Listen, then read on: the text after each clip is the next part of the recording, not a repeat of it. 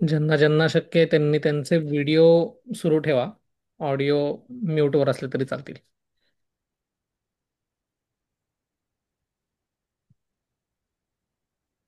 आपण रसविमान अध्याय वाचतो आहोत. रसविमान अध्यायातलं 20वं सूत्र आपण गेल्या वेळी पाहिलं होतं, सातम्याविषयीचं. या सूत्रामध्ये सर्व रस सातम्य म्हणजेच सर्व प्रकारच्या गुणांचं साम्य ज्याने निर्माण होईल अशा प्रकारचं सातम्य, म्हणजे अशा प्रकारची गोष्ट, अशा प्रकारचं आहाराचा अभ्यास असणं. इथे घेणं याचा अर्थ अभ्यासाने साध्य करून घेणं, ओकसाध्य करून घेणं. तर ते अभ्यासाने काय साध्य करून घ्यावं, तर सर्व रसांचं म्हणजे सर्व गुणांच्या बाजूने विचार करून त्याचं यथायोग्य समत्व गुणसमुच्चयाच्या बाजूनी असेल अशा प्रकारे आपण ओकसात्म्य करून घ्यावं. आणि ते प्रवर किंवा प्रशस्त सांगितलेले. सर्व रसांचं सात्म्य किंवा सर्व गुणांचा विचार एवढंच करून हितत्वाविषयीचा सगळा काय म्हणायचं त्याला, परिमाण किंवा हितत्वाविषयीचा सगळा कॉग्निजन्स हा फक्त सर्व रससात्म्यातून किंवा सर्व गुणांच्या समत्वामधून अचीव होईल का? तर त्याचं याच अध्यायात आपण अलीकडे उत्तर पाहिलं. गुणांचा बॅलन्स ठेवणं किंवा गुणांचा प्रभाव पाहणं. गुण म्हणजेच गुणसमुच्चय. इथे रस हा शब्द या अध्यायात गुणवाचक आलेला आहे. तर गुणांचा समुच्चय म्हणजे रस आहे. तर सर्व रस साम्य म्हणजे सर्व गुण साम्य यांनी तुम्ही रसप्रभावाने घडू शकणाऱ्या प्रॉबेबल गोष्टींचं साम्य आणू शकाल. पण रसप्रभावाला मात देईल किंवा लिमिट करेल अशा प्रकारची पुढची गोष्ट असते द्रव्य स्वभाव, जो आपण विस्ताराने पाहिला की केवळ गुणसमुच्चयावरून, केवळ रसांवरून तुम्हाला सर्वतः एखाद्या द्रव्याचा शुभ किंवा अशुभ, हितकर किंवा अहितकर प्रभाव किंवा स्वभाव काय अनुभवायला येईल शरीराला, हे केवळ गुणांच्या अनुभवावरून शक्य नाहीये. म्हणून रसप्रभावाच्या पुढे जाऊन आपल्याला द्रव्य स्वभाव पाहायला लागतो. त्याची एक आपण मोठी खूप महत्वाची रेंज पाहिली की एक म्हणजे अशा प्रकारची द्रव्य जसं तैल, घृत, मधु आहे की ज्यांच्या गुणांचं विवेचन आहे, पण त्या गुणप्रभावावरून किंवा रसप्रभावावरून तुम्हाला हे ज्ञान नाही की हे इतर अशा अनेक गुणांच्या द्रव्याहून फार निराळी ही द्रव्य आहेत की जी इतक्या सम्यक तऱ्हेने वातपित्त कफांचं शमन करतात आणि म्हणून ती नित्य अभ्यासनीय होऊ शकतात किंवा ती अभ्यास केल्या असता शरीराला शुभ स्वरूपाचं फल देणार आहे, हे त्या द्रव्य प्रभावातून आपण जाणून घेतलं. म्हणून ती युनिक द्रव्य म्हणून तिथे आली. ह्याचाच उलट एंड आपण असा पाहिला की कितीही तुम्ही गुणसमुच्चय बघा, पण त्याच्या पुढे जाऊन द्रव्य स्वभावच असा आहे की जो नित्य अभ्यास केलाच गेला किंवा अतिमात्रेत उपयोग केला गेला तर त्या गुणांनी शुभ कार्य प्रत्ययाला येण्याऐवजी अशुभ कार्यच कशी प्रत्ययाला येतील. कारण अत्यंत तीव्र वीर्याची आणि शरीराला सतत शीलनानी अशुभ परिणाम देणारी असाच स्वभाव, असाच द्रव्य प्रभाव असणारी ही द्रव्ये. त्यामुळे तुम्ही गुणांचा तर्क लढवून कितीही त्या गुणांची शरीराला उपाय योजनेच्या दृष्टीने आवश्यकता आहे अशा अवस्थेत सुद्धा आपण ती सतत वापरत गेलात, अतिमात्रेत वापरत गेलात, तर ती निश्चितपणे अभ्यासाने अहित स्वभावच शरीराला देतील, अहित प्रभावच देतील. अशी तीन या एंडची आपण द्रव्य पाहिली, जी होती पिप्पली, क्षार आणि लवण. बरोबर आहे. म्हणजे आपल्याला अलीकडच्या अध्यायात ही पार्श्वभूमी निर्माण करून झालेली आहे की केवळ गुणांच्या अनुमानाने तुम्ही द्रव्यांचं सर्वंकष हितत्व आणि अहितत्वापर्यंत पोहोचू नाही शकत. त्यासाठी गुणप्रभावाच्या पुढे जाऊन, रसप्रभावाच्या पुढे जाऊन तुम्हाला द्रव्याचा प्रभाव किंवा स्वभाव पाहायला लागतो. मग तीच गोष्ट इथे तुम्ही प्रवर सात्म्य म्हणून सर्व गुणांचा, सर्व रसांचा, गुण हा आपण रस हा गुणसमुच्चयच आहे, गुणवाचक आहे. तर आपण सर्व गुणांचं म्हणजे सर्व रसांचं सम्यक कितीही योग्य प्रमाणामध्ये जरी आपण अभ्यास करून सात्म्य करून घेतलं तरीही ते रस किंवा गुण ज्या द्रव्यांच्या आश्रयाने आहेत, अल्टिमेटली त्याचा प्रभाव शरीरावर शुभ होईल का अशुभ होईल हे केवळ गुण आणि रसांच्या प्रभावाच्या पुढे जाऊन शिल्लक राहणार.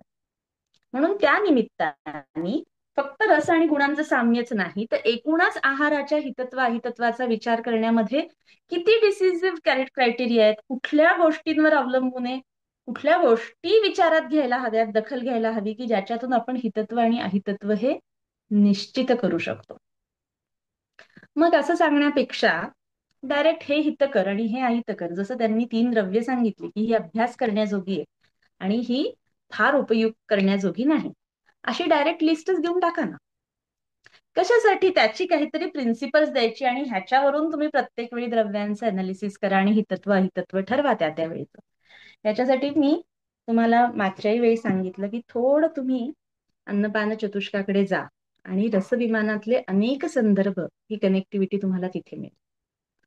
मी एक सिंपल उदाहरण सांगते, जसं शरीराच्या बाबतीत आहे की आपण नेत्र हे जरी प्रत्यंग किंवा इंद्रिय अधिष्ठान पाहिलं तरी एक स्थान सामिप्यानी नासा ही शिरोसद्वारम, सो नासा आणि शिराचा काहीतरी नेत्रांशी संबंध आहे हे आपल्याला कळतं. साक्षात नेत्रावर केलेले तर्पणादी उपचार हे नेत्रप्रसादन असतील हे कळतं. नस्य शिरोभ्यंगादी मूर्धतैल ही नेत्रप्रसादन असतील हे स्थान सामिप्यात कळतं. पण अग्नी हा नेत्रांशी कनेक्टेड आहे. अग्नीचं आरोग्य, अग्नीची अविकृत अवस्था ही नेत्रप्रसादनासाठी गरजेची आहे. आमाशयाचं अविदग्ध असणं, ग्रहणीचं अविदग्ध असणं हे नेत्राशी कनेक्टेड आहे.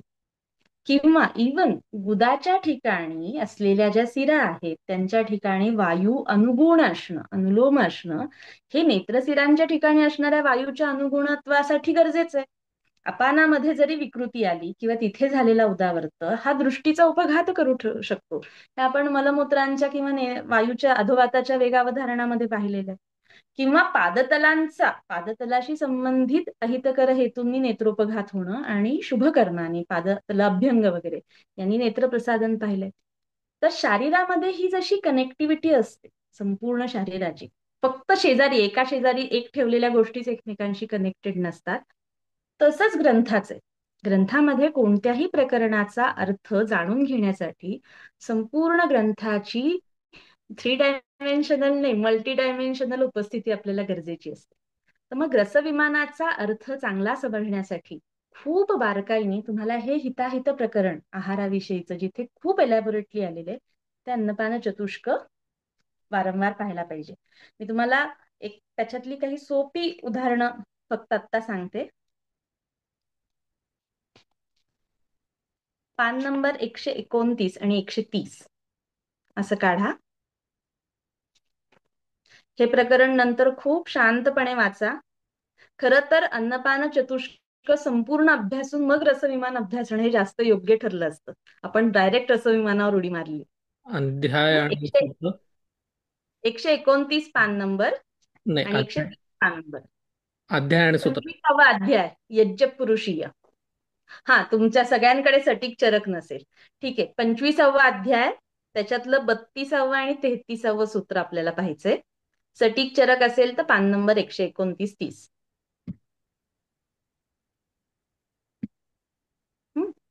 32वा सूत्र काय सांगतं? ह्याच्या अलीकडे हिताहाराने काय होतं, अहिताहाराने काय होतं याची चर्चा आहे. आपल्याला त्यातलं फक्त हितत्व अहितत्व म्हणजे काय हे समजून घेऊ. 32व्या सूत्रामध्ये अग्निवेश विचारतो, कथम इह भगवान हिताहितानाम आहार जातानाम लक्षणम अनपवादम अभिजानीमहे. कसं आम्ही हितकर आहार म्हणजे काय आणि अहितकर आहार म्हणजे काय याचं लक्षण, लक्षण याचा अर्थ, हे कसं ओळखायचं याचं चिन्ह, हे आम्ही कसं जाणून घेऊ? कसं? अनपवाद. अनपवाद, अपवाद याचा अर्थ दोष. संस्कृतमध्ये अपवादचा अर्थ आहे दोष. अनपवाद म्हणजे निर्दोष, ज्याच्यामध्ये कुठलाही दोषरहित निश्चित ज्ञान करून देऊ शकणार हेच हितकर आणि हेच अहितकर. हे आम्ही कसं ओळखायचं हे आम्हाला सांगा. का बरं? कारण असं दिसतं, हितसमाख्यातानाम आहार जातानाम अहित समाख्यातानांच, म्हणजे हितकर समाख्यात म्हणजे म्हणवली जाणारी, जी हितकर म्हणून ओळखले जातात, जे अहितकर म्हणून ओळखले जातात असे आहार सुद्धा मात्रा, काल, क्रिया, भूमी, देह, दोष, पुरुष, अवस्थांतरेषु विपरीतकारित्वम उपलभामहे. हितकर समजले जाणारे आणि अहितकर समजले जाणारे आहार सुद्धा मात्रा, काल, क्रिया इत्यादी इत्यादी अवस्थांपर्यंत, ह्या अंतर म्हणजे वेगवेगळ्या वेगवेगळ्या मात्रेत, वेगवेगळ्या काळी, वेगवेगळ्या क्रिया करत असताना, वेगवेगळ्या भूमी देशामध्ये इत्यादी वेगवेगळे दोष किंवा अवस्था असताना हितकर गोष्टी अहितकर ठरतात असं आपण पाहतो, आणि अहितकर गोष्टीही क्वचित प्रसंगी हितकर ठरतात असं आपण पाहतो. मग हेच हितकर आणि हेच अहितकर हे आम्ही कसं ओळखू? 133व सूत्र जे आहे पुढचं 130 पानावरचं, किंवा ह्याच सूत्राच्या पुढचं सूत्र तुमच्याकडे जे पुस्तक येतं त्यात उत्तर दिले आत्रेयांनी. यद आहार जातम अग्निवेश समांश एव शरीर धातून प्रकृतौ स्थापयति विषमांश समीकरोति इति एतद हितम विद्धि. हितकर कशाला समज? जे निश्चितपणे समशरीर धातूंनाच, धातूंचीच उत्पत्ती करतात किंवा धातूंनाच प्रकृतौ, त्यांच्या प्राकृत स्वरूपामध्ये, प्राकृत स्वरूपामध्ये म्हणजे प्राकृत गुण, प्राकृत मान, प्राकृत स्थान, प्राकृत कार्य करण्याचा स्वभाव, ही त्यांची प्रकृती आहे पूर्ण. निश्चितपणे त्याच अवस्थेत त्यांना स्थापयती, स्थिर करतात. देह शरीर धातू म्हणजे दोष धातू मला सर्व भाव. जे जे आहारातून उत्पन्न होते ते सगळं समावस्थेमध्ये आणि प्राकृत स्वभावातच निश्चितपणे त्यांना स्थापित करतात, स्थिर करतात. विषमांश समीकरोती, आणि जे शरीर धातू ऑलरेडी वैषम आहेत त्यांना साम्य प्रस्थापित करतात, त्यांना सम करतात. एतत हितम विद्धी, त्यालाच हितकर असं तू जाण. विपरीतम तू अहितम, आणि ह्याच्या विरुद्ध जे आहे, म्हणजे जे सम असलेल्या विषम धातून, सम असलेल्या शरीर धातूंना विषम करतात, त्यांच्यात वैषम्य वाढवतात, असे जे आहेत ते तू अहितकर जाण. इति एतत हिताहित लक्षणम अनपवादम. तुला निर्दोष लक्षण हवं असेल ना तर हेच लक्षण. मग जर प्रत्येकाच्या शरीरातल्या देहधातूंची परिस्थिती, त्यांचं समत्व विषमत्व, त्या शरीराचा स्वभाव हा बदलणारा असेल तर त्याला त्या त्या अवस्थेमध्ये कुठल्या गोष्टींनी साम्य होईल हे बदलत जाणार आहे. आणि म्हणून हितत्व अहितत्व ह्याच्यामध्ये भेद झालेला दिसतो. आणि म्हणूनच हितत्व अहितत्व जाणण्यासाठी नुसतंच हे द्रव्य हितकर आणि हे द्रव्य अहितकर एवढं सांगून उपयोग होत नाही. मग तुम्हाला असे क्रायटेरिया मिळाले पाहिजेत की ज्या आधारावर तुम्ही त्या त्या आहाराचं परीक्षण केलं, त्याला सगळ्या कसोट्यांवर लावून पाहिलं की तुम्हाला या रुग्णामध्ये ही गोष्ट यावेळी निश्चित हित करेन, ही गोष्टच अहितकर ठरलेली आहे, हे निर्णय घेता येईल. अशी तत्व ही सगळी आपल्याला कळली पाहिजेत. मी आता पुढचं तुम्हाला एक सूत्र सांगते. हा पहिला अध्याय होता यज्ञपुरुषीय अन्नपानातला, जो चौथा अध्याय आहे विविधाशित पितीय. सटीक पुस्तकात पान नंबर 181 वर, आणि कुठल्याही इतर पुस्तकात 28वा अध्याय सूत्र क्रमांक 42.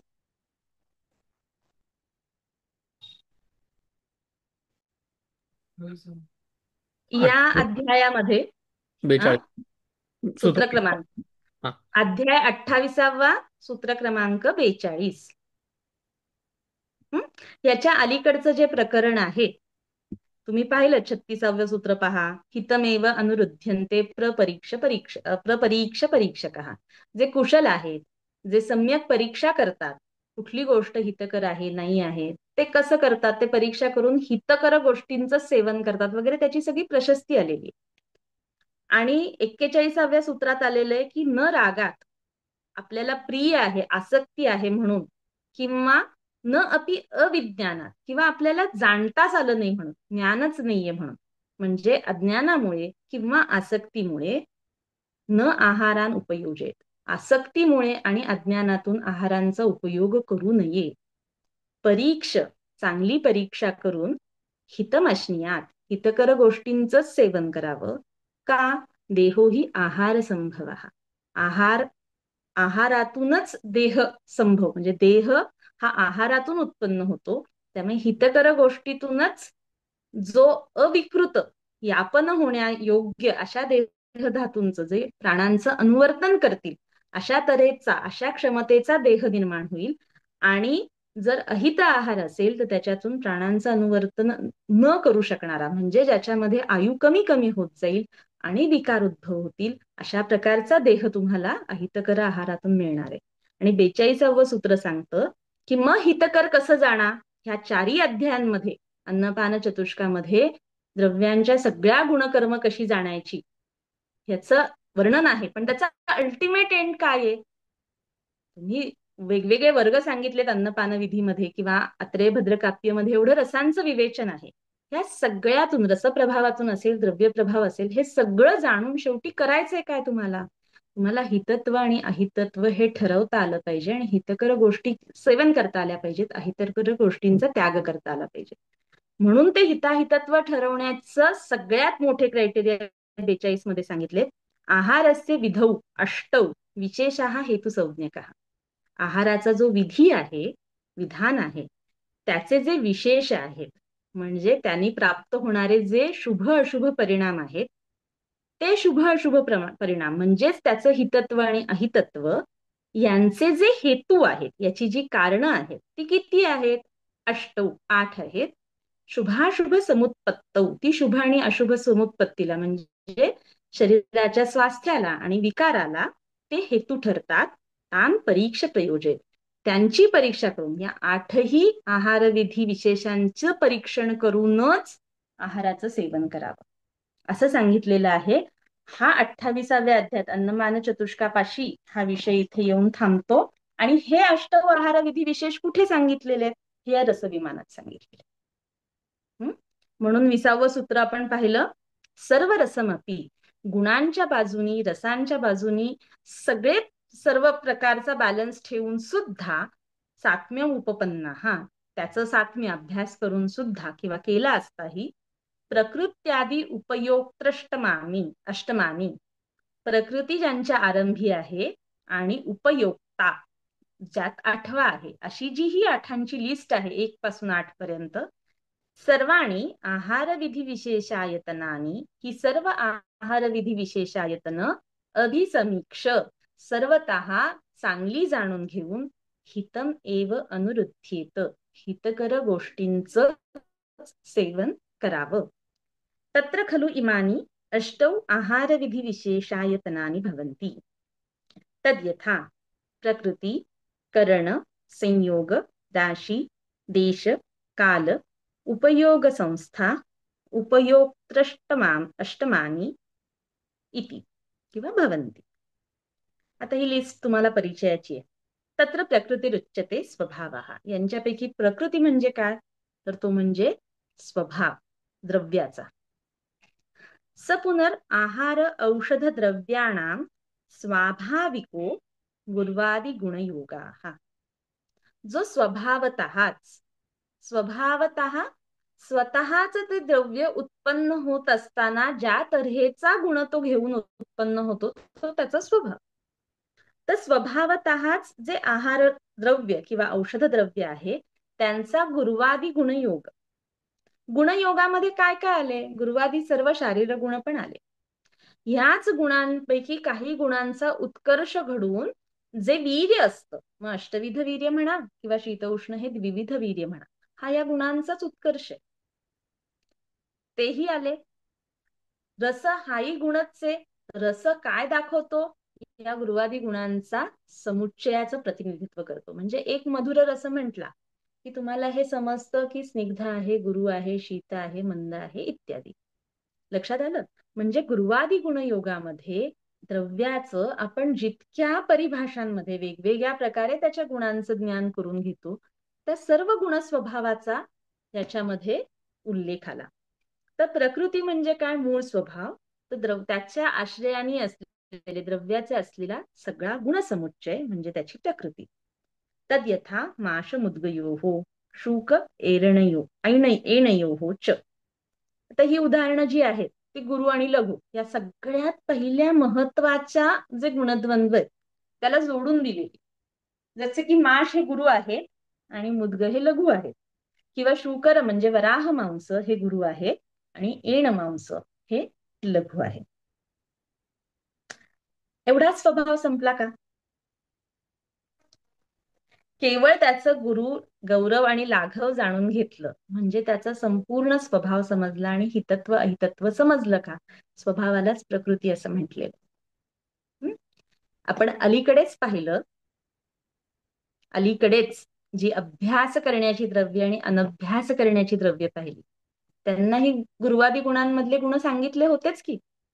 तरी काही शीलनीय सांगितली, काही अशीलनीय सांगितली. म्हणजे या गुणांच्या पलीकडे, हा गुणांचा योग तर पाहायचाच आहे, पण ह्या गुणांच्या पलीकडे जाऊन जो स्वभाव किंवा प्रकृती आहे, म्हणजे काय आहे, त्या द्रव्याचा स्वभाव किंवा प्रभाव पण पाहायचा. जो 3 प्रकारचा द्रव्य प्रभाव मुख्यत्वे आपण पाहिला, की शमनम कोपनम स्वस्थितम किंवा किंचित दोष प्रशमनम किंचित धातू प्रदूषणम आणि स्वस्थ वृत्तो मतम किंचित, हा द्रव्य स्वभाव सुद्धा पाहायचा. असं चरक म्हणतोय का असं आपण समजतोय, तर आपण याचं उत्तर शोधायला पाहिजे. आपण परत थोडस मागे जाऊ. तुम्हाला कंटाळा नाही येते शौनक? मुलांना अडचण नाही ना एखादा वेगळा रेफरन्स सांगितला तर? नाही, अडचण नाही आहे. फक्त माझा ना त्या NIMH साईट वरती पुढे ते श्लोक नाही आहेत, त्याच्यामुळे आता मी माझ्या मोबाईलवरून स्क्रीन शेअर केलेत. दाखव, सगळ्यांसमोर चरक आहे ना विद्यार्थ्यांसमोर. माझा आता तुम्ही स्क्रीन शेअर केलेला दिसतोय का, एवढंच फक्त मला विचारायचं होतं, बाकी काही प्रश्न नाही. विचार विचार. हं? आणि ज्यांना हे दिसणार नाही, सपोज ज्यांच्या समोर आता चरक नसेल, त्यांनी एक साधं काम करा. तुम्ही फक्त हे सूत्र नंबर नोट करून ठेवा. जे मी सांगते तेवढं ऐका, कुठे धावपळ करू नका. नंतर ही सूत्र उघडून बघा. ठीक आहे?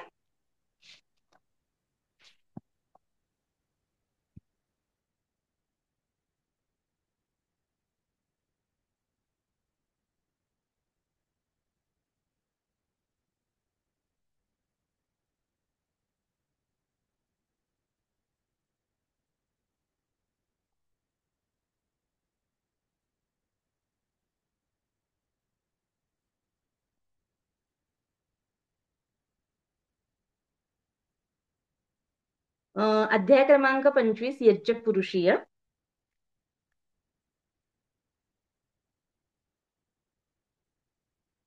सूत्र क्रमांक 37.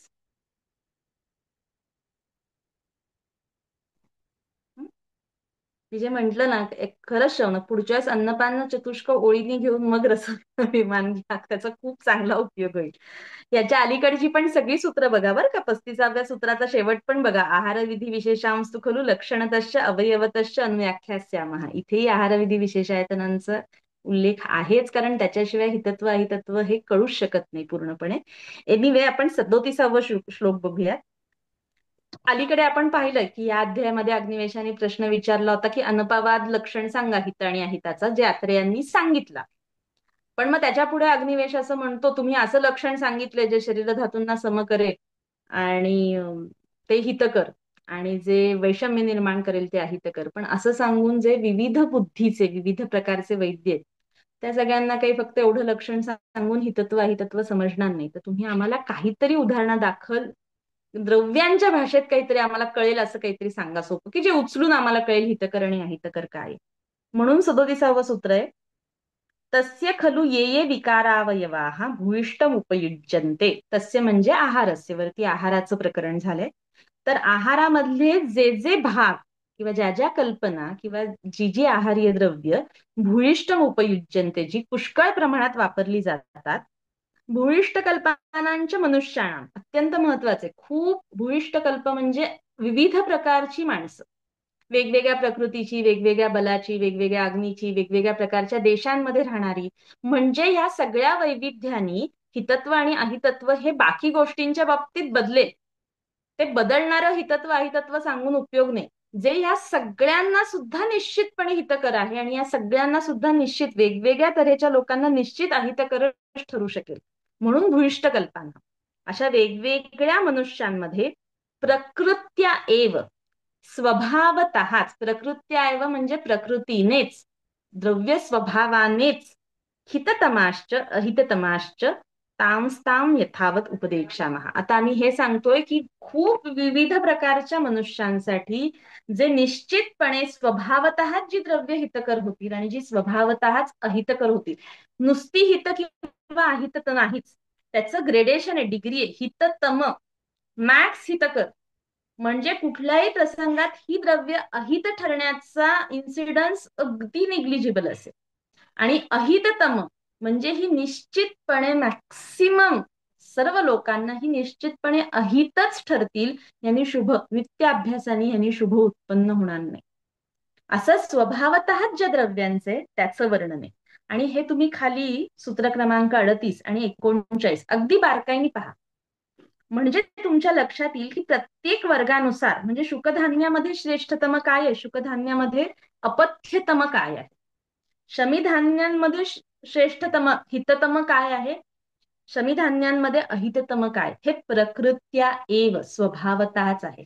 हे सगळं तुम्हाला आहारविधी विशेषायतनांमध्ये जो स्वभाव नावाची पहिली गोष्ट आहे त्याच्या विस्तारासाठी तुम्हाला ही उदाहरणं उपयोगी पडणार. इथे काय, आणि मग पुढे अग्रेसंग्रह आलाय. अग्रेसंग्रह सुद्धा काय आहे, ती थर्ड डिग्री आहे तमत्वाची.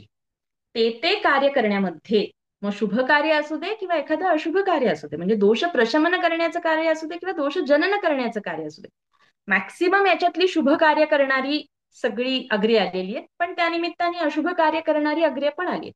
पण ते कार्य करू शकण्यामध्ये जे जे औषध किंवा कर्म किंवा विहार किंवा जे काही आहे ते सगळ्यात उत्कृष्ट हिततम किंवा सगळ्यात नीच, म्हणजे काय म्हणायचं त्याला, अप्रकृष्ट, सगळ्यात अवर, सगळ्यात अहिततम या डिग्रीचं हित, नुसतं हित अहित नाही, तमत्वामध्ये हायेस्ट डिग्री येते, तुम्हाला माहितीये. ते सगळं या अध्यायात सांगितलेले. म्हणजे ह्या अध्यायात काय सांगितलंय आपल्याला, जे पुढे अष्टो आहार विधी विशेषायतनांमध्ये स्वभावाने हितत्व अहितत्व बघायचे, त्याच्या एक्स्ट्रीम एंड्स आपल्याला इथे देऊन ठेवले, की तुम्हाला स्वतःच्या विवेकाने गुणविवेचनावरून हितत्व अहितत्व ठरवता आलं नाही तरी किमान साक्षात तुम्हाला हे द्रव्य दिलेली आहे, ह्यांचं तरी हितकरत्व, ह्या द्रव्य कर्मांचं हिततमत्व आणि अहिततमत्व स्वभावतः जे आहे ते तुम्ही ओळखा. आणि मग पुढचं काम काय आहे, मगाच्या सूत्रांमध्ये आपण रसविमानामध्ये जे अलीकडे आपण दोन एंड्स पाहिली, की नित्य अभ्यास करू शकणारं द्रव्य आणि नाती उपयुंजित द्रव्य, त्याच्यापेक्षा एक आणखीन पलीकडची रेंज आहे. एक एक व्हिज्युअल अॅनालॉग असल्यासारखा बघा तुम्ही स्केल. एक आहे अत्यंत हिततम, जे नित्य अभ्यास करण्याजोगे, जे आहे अत्यंत अहिततम, जे सर्वथा त्याज्य आहे.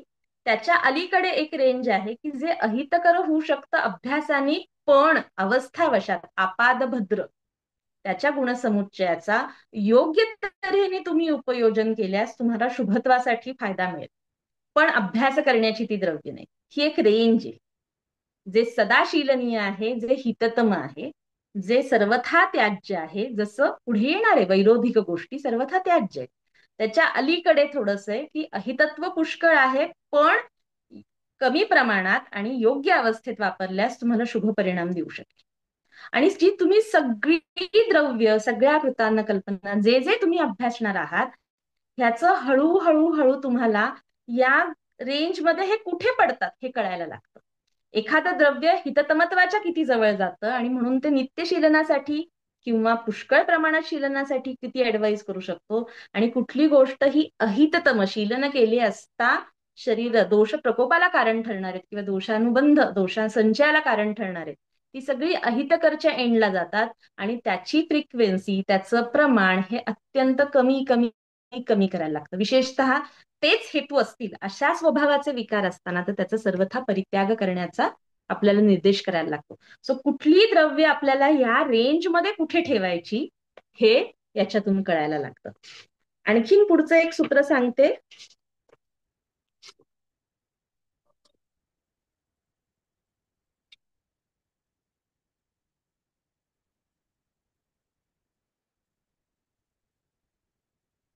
एक आहे 27वा अध्याय, अन्नपान विधी अध्याय. 27वा अध्याय अन्नपान विधी, त्यातलं 4 नंबरचं सूत्र.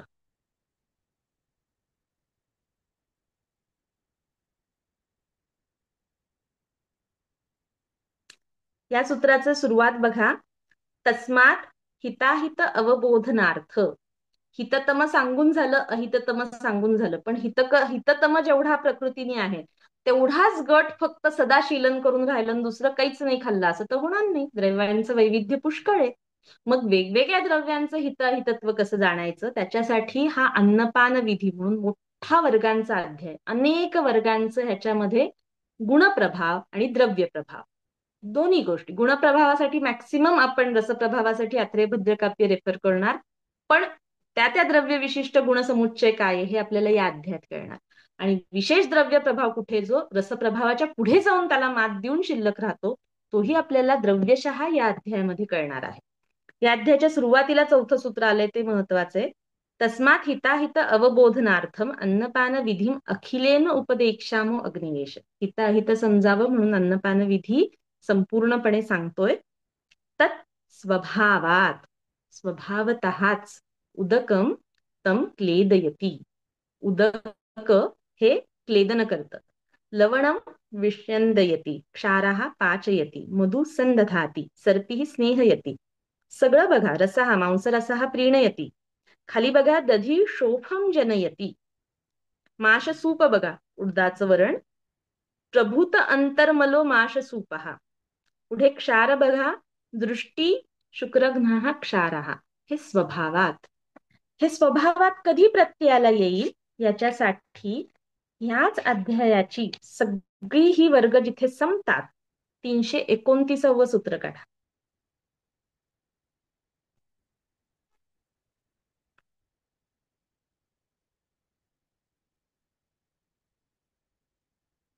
329व्या सूत्रात असं दिसेल, अन्नपान एक देशोयम उक्तः प्रायोपयोगिकाः. या अध्यायामध्ये जो अन्नपान विधीचा एकदेश ज्याला एवढी 300 सूत्र करून खर्च करून जेवढी अगणित द्रव्य याच्यात सांगितली आहेत, त्याला आचार्य म्हणतात की हा एकदेशच आहे. त्याच्या पलीकडे पुष्कळ द्रव्य असणार आहेत. पण हा कसा सांगितला एकदेश? प्रायोपयोगिका. जो मॅक्सिमम वापरला जातो, प्रायः जो वापरात आहे तो सांगितलेला आहे. बरोबर आहे. म्हणजे हे अलीकडे जे आलेलं आहे चौथ्या सूत्रामध्ये की तत् स्वभावात उदक्तम क्लेदयती, लवणम विष्यंदयती, दधी शोफम जनयती. आता दहीला सेवन केल्याने काही शुभ परिणाम नाही आहेत का? निश्चितपणे आहेत. मग हे कशाच आहे? तो शोफम जनयती हे कधी प्रत्ययाला येईल त्याच्या स्वभावातली गोष्ट? तर जसं पिप्पली, लवण, क्षाराच्या बाबतीत आपण रसविमानात सांगितलंय की जर त्याचा अभ्यास केला गेला किंवा ते अधिक मात्रेत सेवन केले गेले असता जसे ते शरीरामध्ये अशुभ फलच देतात. जसं क्षार किंवा लवणाच्या बाबतीत शांढ्य, आंध्य, पालित्य, खालित्य असे उपद्रव दिले, तसं दधी हे नित्यशीलन केलं गेलं असता त्याचे शुभ परिणाम तुम्हाला फारसे प्रत्ययाला येणं राहणार नाही. तो अशुभ परिणाम मात्र नक्की दिसेल. दधी शोफम जनयती, तो शोफ उत्पन्न करेल. हे काय सांगितलंय इथलंच आहे. प्रकृत्याव हिततम आणि अहिततम अलीकडे 25व्या अध्यायात सांगितले आणि 27व्या अध्यायात आपल्याला हे सांगतायत की एखाद्या द्रव्याचं नित्य प्रायोपयोग केला असता, अभ्यास केला असता किंवा नेहमी आहारात शीलन केलं असता त्याच्या स्वभावामध्ये शुभाशुभ जे काही कार्यांचं मिश्रण आहे, वेगवेगळी कार्य ते द्रव्य जे शरीरावर करू शकणारे, त्याच्यापैकी सगळ्यात ताकदीने सगळ्यात महत्वाचा तुम्हाला कुठला परिणाम दिसणार आहे शरीरावर, हे इथे सांगितलं या सूत्रामध्ये. की त्याचा मग ज्याचा प्रशस्त परिणाम दिसणार आहे त्याचा प्रशस्त परिणाम सांगितला, ज्याचा नित्यशीलन आणि प्रायोपयोगाने अप्रशस्त स्वभाव दिसणारे, अप्रशस्त कर्म दिसणारे, त्याचं तसं कर्म सांगितलं. मग ज्याचं असं अप्रशस्त कर्म आहे तो जपून वापरला पाहिजे, ज्याचं प्रशस्त कर्म आहे तो नित्यशीलनीय. ही साधी गोष्ट आहे. म्हणजे इथे जे अष्टौ आहार विधी विशेष आहेत त्यांना आपण बॅक टू रसविमान येऊया. ह्याच्यामध्ये जो स्वभाव, तत्र प्रकृती रुच्यते स्वभावा, इथे प्रकृती आणि स्वभाव हे थेट निर्देश असलेले हे दोन संदर्भ आहेत म्हणून ते सांगितले तुम्हाला. अशा प्रकारे तुम्ही ह्याचं विस्तार या सूत्राचा पुष्कळ करू शकता. आणि तुम्हाला प्रकृती किंवा स्वभावाने हितत्व अहितत्व जाणायचं म्हणजे काय जाणून घ्यायचं. पहिला स्तर त्याच्या ठिकाणी असलेला गुणसमुच्चय, त्याचा प्रभाव आणि त्या गुणसमुच्चयाच्या पलीकडे जाऊन त्या द्रव्याचा म्हणून काय प्रभाव, त्याचं काय कर्म करण्याची वृत्ती आहे, ह्या दोन गोष्टी जाणून घ्यायच्या. ही पहिली पायरी. दुसरी पायरी ही आहे की स्वभावतः ते हितकर स्वभावाचं आहे का अहितकर स्वभावाचं आहे. ते सेवन केलं गेलं असता हा गुणसमुच्चय शरीरामध्ये शुभ कार्य करण्यासाठी प्रत्ययाला येणार आहे का अशुभ कार्य करण्यासाठी प्रत्ययाला येणार आहे, हे कळलं पाहिजे. तोच स्निग्ध गुण हा वाताचं शमन करायला उपयोगी पडेल का तो कफाचं प्रकोप करायला कारण ठरणारे, हे तो द्रव्य स्वभाव डिसाईड करतो. ही गोष्ट त्या प्रकृतीत येते म्हणून ते शुभाशुभत्व कळलं पाहिजे. दुसरी गोष्ट त्या शुभाशुभत्वाची ग्रेड कळली पाहिजे. ते द्रव्य स्वभावतः नित्यशीलनीय आहे आणि मग शुभच देईल का ते ऑकेजनली घेतल्यावर शुभ देईल युक्तिपूर्वक, नित्यशीलनाने ते अशुभ परिणाम देईल.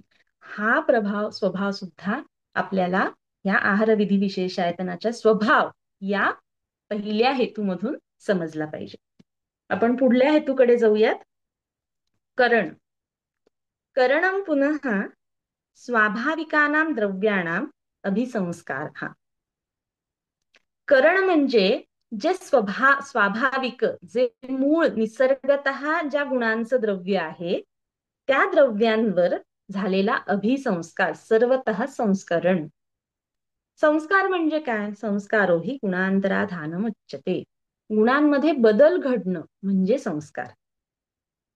ते गुणाः तोय अग्नि सन्निकर्ष शौच मंथन देश काल वासन भावनादिभिः काल प्रकर्ष भाजनादिभिश्च आधीयन्ते.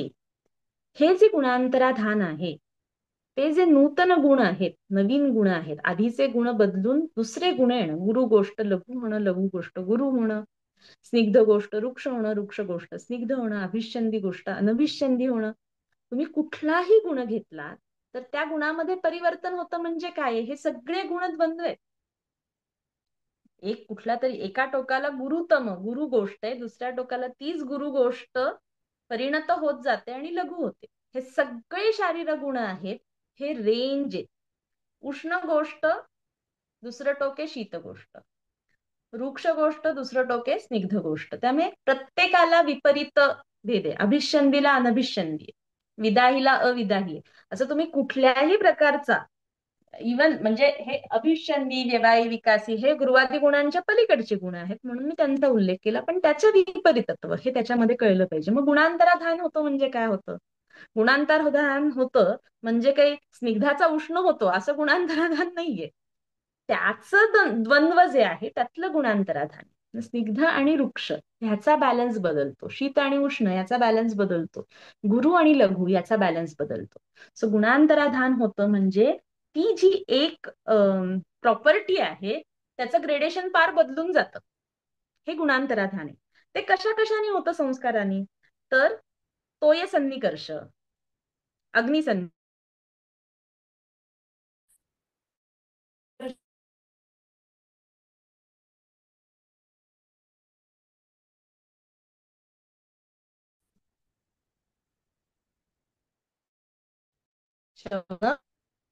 हा, ऐकू येत आहे? हॅलो. हॅलो. इथे अचानक, हा इथे अचानक वीज गेली माझ्या इथे. Okay okay. ऐकू येतंय ना? हो हो, ऐकू येत आहे. तर मी कंटिन्यू करते, मला काही अडचण नाहीये, फक्त मी दिसणार नाही तुम्हाला. ठीक आहे. तर तोय आणि अग्नी सन्निकर्ष ह्याचा तोय आणि अग्नीचा संपर्क किंवा त्याचा संस्कार त्या द्रव्यावर होणं. शौच, शुचिता, निर्मलत्व आणणं, वेगवेगळ्या प्रकारे त्याला निर्मळ करणं द्रव्याला. मंथन, देश काल वासन भावना इत्यादी इत्यादी अनेक प्रकारचे क्रिया त्याच्यामध्ये आहेत की ज्यांच्यामुळे द्रव्याचं गुणांतरण द्रव्याच्या ठिकाणी होतं. कालप्रकर्ष केवळ धान्याच्या बाबतीत तर तुम्हाला नोन गोष्ट आहे अगदी, की 1 वर्ष जुनं झालेलं धान्य लघु होतं आणि अनभिष्यंदी होतं, आणि जे नूतन धान्य आहे ते गुरु आणि अभिष्यंदी आहे. तर केवळ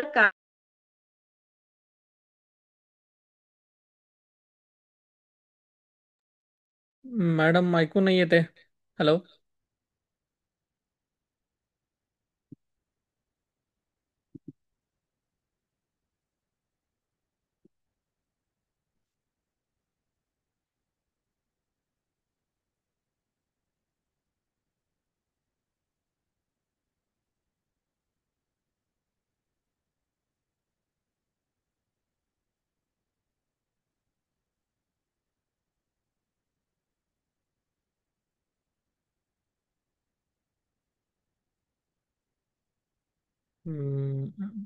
मॅडम बहुतेक लॉग आउट झाल्यामुळे काहीतरी बाहेर पडलेलं दिसत. 1-2 मिनिटात परत सुरू करूया. हॅलो. हॅलो. मॅडम ऐकू येतं? हा, नाही, मला येतंय. आवाज तुटक तुटक येतोय. हा, एक मिनिट, काहीतरी झालंय इथे प्रॉब्लेम. हा.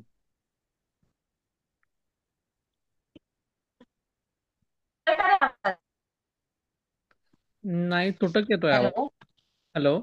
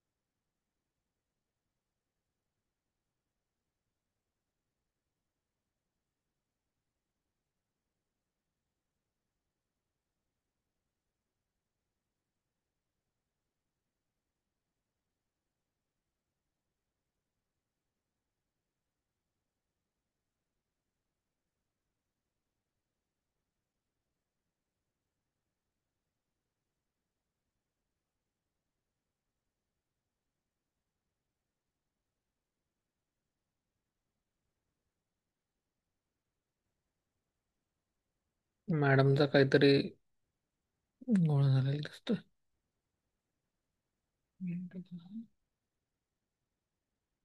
हॅलो. हॅलो. शौनक, आवाज येतोय? हा. आवाज येतोय का? हो, आता येत आहे. इथे परिसरात काय झालंय मला माहित नाही, गडबड पण होत. कोथरूड मध्ये वीज गेली आणि वीज गेल्यामुळे वायफाय बंद झालं, म्हणून ह्याचं नेट गेलं होतं. आता हॉटस्पॉट वर ऑन केलंय. बर. आता आवाज येतोय का व्यवस्थित? हो, येतोय येतोय. हा, ठीक आहे. एकच मिनिट फक्त हा. मी हे वाचण्यासाठी मला काहीतरी मिळायला हवंय.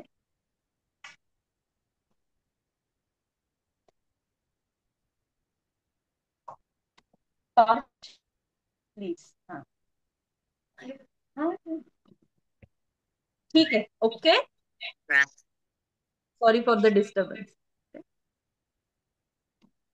तर हा स्वाभाविक द्रव्य, मूळ जो द्रव्याचा स्वभाव आहे त्याच्यामध्ये अशा वेगवेगळ्या क्रियांनी होणारं गुणांतराधान हे करणं या आयतनामध्ये येतं आणि ह्याच्यावरून सुद्धा त्याचं हितत्व अहितत्व बदलतं. ह्याचा विस्तार आपल्याला कुठली डिग्री देतो? एक ह्याचं एक्स्ट्रीम उदाहरण म्हणजे विरुद्धांना कुठे आलंय प्रकरण आठवतंय तुम्हाला? अध्याय क्रमांक 26, अत्रेय भद्रकाव्य.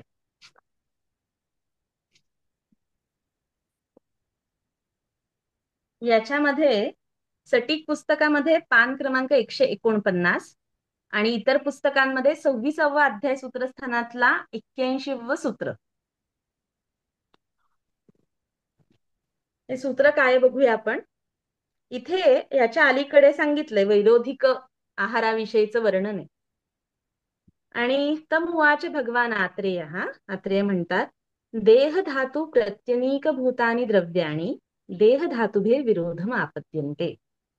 देह धातूंना प्रत्यनीक होणारी, विरोधी होणारी, म्हणजेच देह धातू बिघडवणारी, त्यांचं प्राकृत स्वभाव तो नष्ट करणारी किंवा विकृत करणारी अशा प्रकारची जी द्रव्य आहेत ती देह धातुभीर विरोधम आपद्यन्ते, त्यांचं देह धातूला विरोध निर्माण करतात.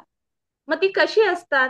परस्पर गुणविरुद्धानी कानिचित. काही काही अशी असतात विरुद्ध जी एकमेकांशी गुणांनी विरुद्ध असतात. कानिचित संयोगात, काही संयोगामुळे विरुद्ध होतात. संस्कारात अपराणी, काही संस्कारांनी विरुद्ध होतात. संस्कार म्हणजेच करण, आपण पाहिलं.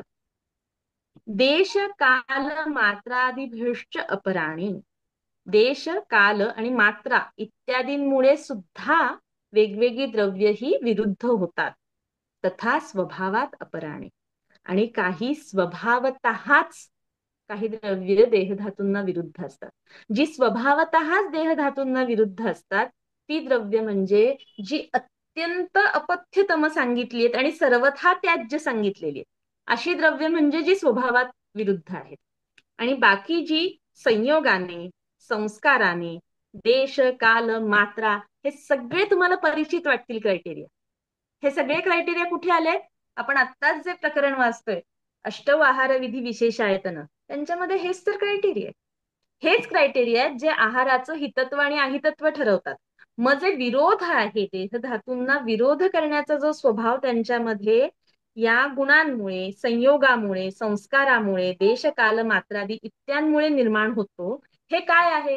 हे या अष्टव आहारविधी विशेष आयतनांमध्ये, या क्रायटेरियांमधून जे अत्यंत अत्यंत निश्चितपणे, अनपवादपणे जे अपथ्यतमच घडणार आहे, अहिततमच घडणार आहे, जे देहधातूंना विरोधच करणार आहे, कुठल्याच परिस्थितीमध्ये हे समस्वरूपाच्या देहधातूंचं जनन करणार नाहीये, अशा अत्यंत अहित स्वभावांचं वर्णन इथे विरुद्ध म्हणून केलेलं आहे. हे मी तपशिलात आता जात नाही. तुम्ही अष्टौ आहार विधी विशेष आयतनांपैकी वेगवेगळे क्रायटेरिया घेऊन हे सगळी विरुद्धाची लिस्ट चरकामध्ये वाचा आणि हे शोधण्याचा प्रयत्न करा की कुठली मात्रेमुळे अहिततम झालेले, अत्यंत विरुद्ध झाले, कुठले संयोगाने झालेले, कोणते संस्काराने झालेले आहेत. आणि एक लक्षात येईल, हा पण सगळीकडे ग्रंथात जिथे विस्ताराने वर्णन आहे तो सगळा एकदेश आहे. कारण विस्ताराने जे वर्णन करतं ते एंडलेस असतं. त्यामुळे हे विरोधी जे सांगितलेत हे सुद्धा प्रिन्सिपल वाईज उदाहरणासाठी काही सांगितले, जे कॉमनली त्या काळामध्ये त्या त्या भूभागांमध्ये वापरात असणाऱ्या गोष्टी होत्या त्या. एक आपण अगदी साधंच उदाहरण त्याच्यातलं घेऊया की एक आता सर्षप तेलाचं एक उदाहरण आलंय बघा. सर्षपभृष्ट, हा, पौष्कर शाक, रौहिणक शाक, कपोत हे सर्षप तैल भृष्ट घेतले किंवा आणि मधुपयासह सेवन केले, तर असं हे अत्यंतिक विरुद्ध आहे. आणि तन्मूलही शोणिताभिषंद धमनी प्रतिचय अपस्मार शंखक गलगंड रोहिणी नाम अन्यतमं प्राप्नोती, अशा वेगवेगळ्या गोष्टी होतात. आता आपण हे पौष्कर शाक, रोहिणक शाक खातो का, किंवा कपोताचं मांस खातो का, आणि सगळ्याला सर्षप तैल भृष्ट करायला वापरतो का? पण असंच अत्यंत तीक्ष्ण आणि दोषकर ठरू शकणारं करडईचं तेल आपल्याकडे प्रचंड प्रमाणात खातात. वेगवेगळी शाक करडईच्या तेलामध्ये भृष्ट करतात किंवा वेगवेगळे मांस प्रकार करडईच्या तेलामध्ये करतात. तर अशा प्रकारचं कुठलं तरी विरुद्धत्वाची उदाहरणं ही आपल्याकडे सापडतील की नाही? आणि विरुद्धत्व म्हणजे काय आहे? की जे अत्यंत अहिततम आहे आणि देहधातूंना निश्चितपणे प्रत्यनीकच होणार आहे, ते विरुद्धत्व आहे. या संयोग, या संस्कार, या मात्रा, या देश, या प्रकारच्या योजनेतून कधीच कोणत्या स्थितीत शुभत्व ज्यांनी होणार नाहीये, ते सगळं अत्यंतिक विरुद्ध आहे, ते अत्यंतिक अहित आहे. सो याची अनेक उदाहरणं ही आपल्याला आताच्या चालू असलेल्या आहारविधींमध्ये पण शोधण्याची वेळ खरोखर असते. तर अशा प्रकारचं हे करणांच्या बाबतीत अत्यंत अहितत्व हे तुम्हाला वैरोधिकांच्या उदाहरणामध्ये सापडेल. ठीक आहे.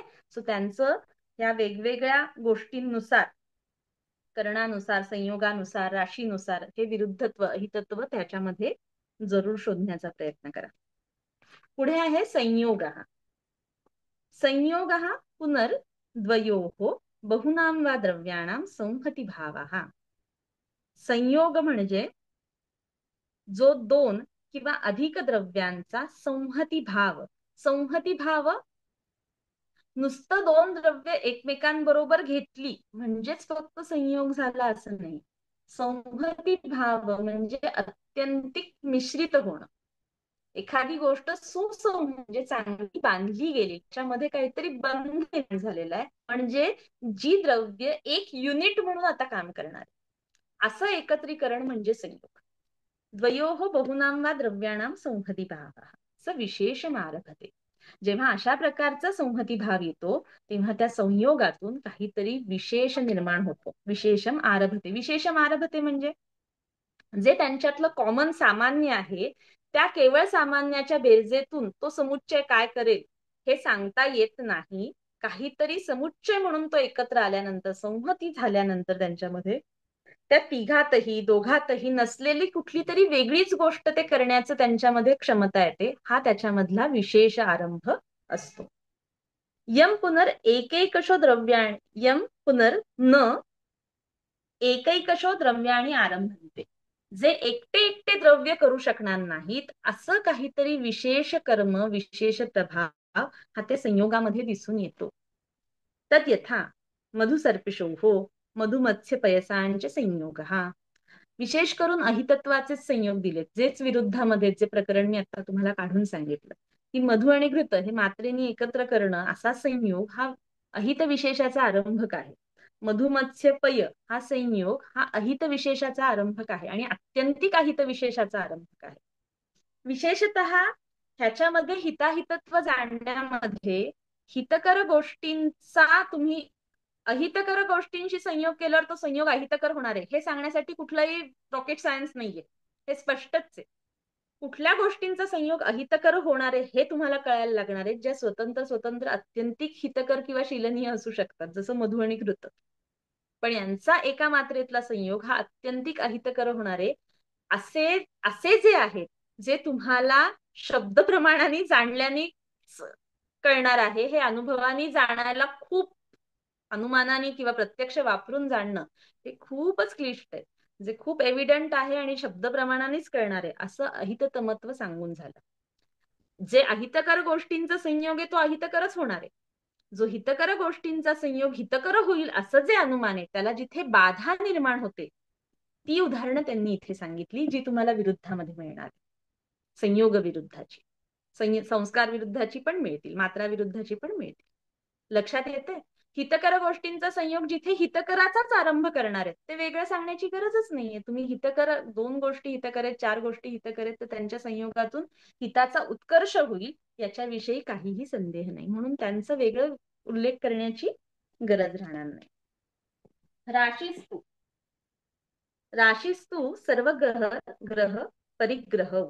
सर्वग्रह आणि परिग्रह या दोन प्रकारच्या राशी असतात. राशी म्हणजे मात्रा. हा चौथ्या क्रमांकाचा आहार विधी विशेष आयतन आहे. मात्रा अमात्रा फल विनिश्चयार्थ हा. एखादी गोष्ट मात्रेत आहे का मात्रेत नाहीये हे सुयोग्य, इथे मात्रेत असणं आणि मात्रेत नसणं म्हणजे काय? योग्य मात्रेत असणं आणि योग्य मात्रेत नसणं.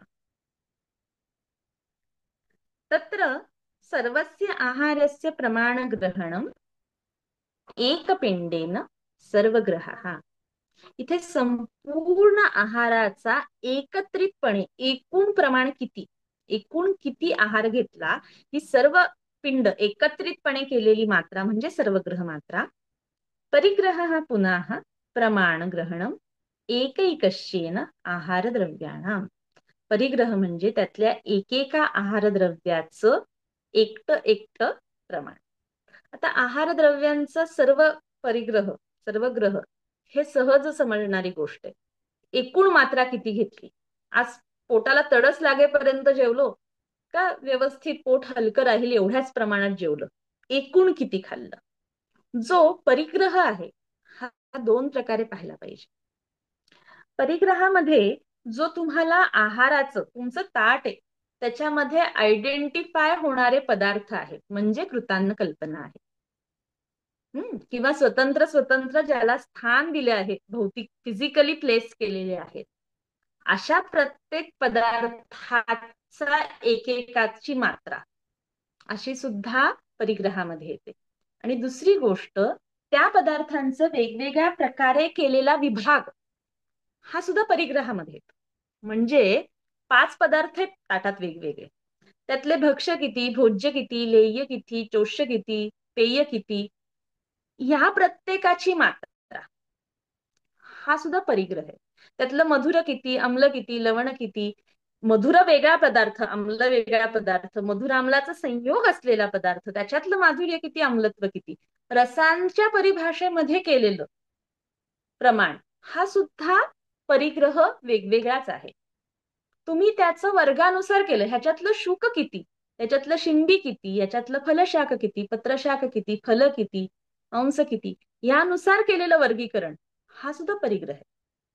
ह्याच्यातल्या गुरु गोष्टी किती, ह्याच्यातल्या लघु गोष्टी किती, ह्याच्यातले स्निग्ध किती, ह्याच्यातल्या शीत किती, ह्याच्यातल्या उष्ण किती, हा केलेला परिग्रह सुद्धा परिग्रह. आहार ही सगळी आहार द्रव्यच आहेत. नाहीतर लवणम नाती युंजित, नाती असं म्हणण्यामध्ये मीठ कुठे आपण एकटं वेगळं घेऊन खातो. सपोज आपण एकटंही मीठ कुठेच तोंडी लावलं नाही आणि सगळ्या पदार्थांमध्ये मीठ उत्कट आहे, तर लवणाचा परिग्रह कसा पाहणार आपण? बरोबर आहे की नाही? आपण काही लवण एकटं द्रव्य घेऊन खूप खाल्लंय का? म्हणजे ह्या सर्व कृतांना, ह्या सर्व कल्पनांमध्ये अंतर्भूत असलेलं लवण, हा लवणाचा परिग्रह झाला.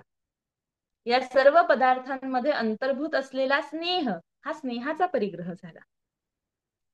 परिग्रह हा विचार आपण किती विस्ताराने करू शकतो, ह्याला खूप खूप वास्ट विचार आहे. केवळ आपण आपल्याला साधारण प्रमाणात खावं, म्हणजे लोकांना परिस्थिती अशी आहे ज्ञापकत्वाची की आपण प्रमाणात खातो, मात्रेत खातो की नाही हे समजतच नाही. त्यांना सर्व ग्रह मात्रेचा सुद्धा विवेक निर्माण करणं हे अत्यंत कष्टाची गोष्ट आहे, की एकूण मिळून साधारण एक 2-4 घास पोट हलकं राहील एवढंच प्रमाणात खा. मग गुरुत्वा लघुत्वानुसार त्याच्यामध्ये अतितृप्तता येऊ नये, नातीगौरव येऊ नये, हे त्याच्या पुढचं त्यांना भान येणं ही तर आणखीन अवघड गोष्ट आहे. परिग्रह मात्रा ही तर खूप अवघड गोष्ट आहे. परिग्रह मात्रेमध्ये सर्व प्रकारचा बॅलन्स साधता येतो जर परिग्रहाकडे नीट लक्ष असेल तर. कारण तुम्हाला शुकशिंबी हे इत्यादी वर्गांनुसार सुद्धा प्राधान्य अप्राधान्य कळायला पाहिजे. तुम्हाला रसांनुसार सुद्धा ते कळायला पाहिजे. तुम्हाला गुणांनुसार पण ते कळायला पाहिजे. तुम्हाला त्याचा भौतिक जो प्रयोग आहे, तुम्ही ते चावून चावून खाता का, तोडून खाता का, चाखून खाता, चाटून खाता का, पिता का, चघळून घेता, या प्रत्येक त्याचं जे भौतिक स्वरूप आहे सेवन करण्याचं, त्यांनी तुमच्या शरीरावर होणारा परिणाम बदलणार आहे, तुमच्या इंद्रियांचं पोषण बदलणार आहे. सो परिग्रह याच्यामध्ये खूप सूक्ष्म स्तरापर्यंत विचार करण्याची आपल्याला गरज आहे. परिग्रह पुनः प्रमाणग्रहणम एकैकश्येन आहार द्रव्याणाम. सर्वस्य ग्रहः सर्वग्रहः सर्वतश्च ग्रहः परिग्रहः. सर्वस्य ग्रह, सगळ्याला एकत्र मोजणं हा सर्वग्रह आहे. आणि सर्वतः, सगळ्या बाजूनी वेगवेगळ्या तऱ्हेने त्याचा विभाग करून त्या एकालाच अनेकत्वामध्ये विभाग करून पाहता येण्याची क्षमता, हाच परिग्रह आहे. क्लिअर आहे? कुणाला याच्यामध्ये शंका नाही ना काही? देश हा, देश हा पुनः स्थानम. खरं ह्याच्या विस्तारामध्ये शिरावं का आपण अलीकडच्या गोष्टींच्या? म्हणजे मी त्याचं एक तुम्हाला छोटस उदाहरण सांगते. आपल्याकडे अन्नामध्ये क्रम जे आलेला आहे आहारामध्ये, वर्गामध्ये, तो त्याच्या प्राधान्यानुसार आलेला आहे. शुक हा अन्नाचा सगळ्यात मुख्य बेस आहे. जर तुम्ही शाकाहारामध्ये जाणार असाल, मांसाहारात जाणार असाल तर मांस इटसेल्फ हा बेस आहे. आपण आता शाकाहारामध्ये होतो, तर शुकधान्य हा सगळ्यात मोठा बेस आहे. शुकधान्याला अनुयोगी होईल अशा तऱ्हेचा रोल शिंबीचा आहे. आणि शिंबी हे सुप्य आहे. त्याच्या जोडीला शाक, आपल्याकडे शाक भूयिष्ठ अन्न हे वर्ज्य सांगितलेलं आहे. शाक याचं प्रमाण हे आहारामध्ये कमी असावं. प्रभूत शाक, आहाराच्या एकूण मात्रेत शाकाचाच परिग्रह मोठ्या मात्रेचा, ही अपेक्षा नाही. त्यातही फलशाक हे प्रशस्त आहेत आणि फल आणि कंद शाक हे प्रशस्त आहेत आणि पत्र शाक हे अवर आहेत. बरोबर आहे? आत्ताची जी परिस्थिती आहे की आधी फक्त सॅलड्स खूप खा, ही मागणी होती. आता सगळी बॉडी जी बिल्ट होते, जे बिल्डिंग मटेरियल आहे ते प्रोटीन्स आहेत आणि प्रोटीन्स हे शिंबी वर्गातून मिळतात, म्हणून शिंबी प्रचंड खा. म्हणजे आता काल एक छोटा मुलगा उदरशुलासाठी आला, सारखा उदरशुल असतो, 2 वर्ष झालं रोज सकाळचा नाश्ता हे विरूढ अन्न आहे. विरूढ अन्न शिजवून दिलं जात का? अख्ख्या फॅमिलीनी वेट लॉस प्रोग्राम घेतलाय म्हणून. आणि कार्ब्स का खायचे नाहीत? कारण ते कॅलरीज देतात आणि कॅलरीज नुसत्याच साठल्या की व्यक्ती जाड होतो. असे खूप निरनिराळ्या थेरीज समाजामध्ये प्रचलित होत आहेत. आपल्याला माहित पाहिजे परिग्रह हा वर्गांनुसार सुद्धा कसा असायला हवा. त्याच्या कल्पना आणि गुण हे तर आणखीन वेगळे. म्हणून म्हटलं की परिग्रहाचा विचार हा खूप सूक्ष्म स्तरापर्यंत जाऊन केला पाहिजे आणि समाजाला त्या दृष्टीने गाईड करणं हे कुठे ना कुठे वैद्यांचीच जबाबदारी आहे. पुढे आपण देश या गोष्टीकडे जाऊयात. देश हा पुन्हा स्थानम. देश म्हणजे स्थान. स द्रव्याणाम उत्पत्ती प्रचारव देश सात्म्यांच्या आचष्टे. द्रव्याणाम उत्पत्ती प्रचारव.